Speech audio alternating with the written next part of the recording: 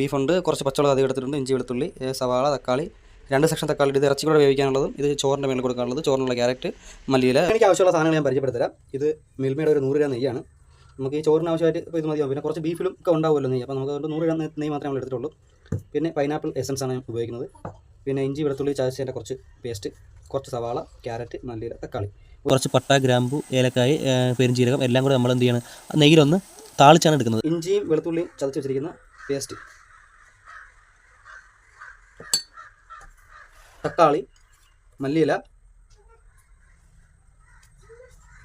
സവാള, ഉപ്പ്, ഉലുവ, മസാല, കുരുമുളക് പൊടിച്ചത്, ഇറച്ചി മസാല, മല്ലിപ്പൊടി. നമ്മളിതിൽ മുളക് പൊടി ഉപയോഗിക്കുന്നില്ല. വേവിച്ച് മാറ്റി വെച്ചിരിക്കുന്ന വെട്ടി വെച്ചിരിക്കുന്ന ചോറ് നമ്മൾ ആ കനലിൽ വെച്ചിരിക്കുന്ന ബീഫിൻ്റെ പാത്രത്തിലേക്ക് നമുക്ക് ഇട്ട് കൊടുക്കാം, ഓരോ സ്പൂണായിട്ട്.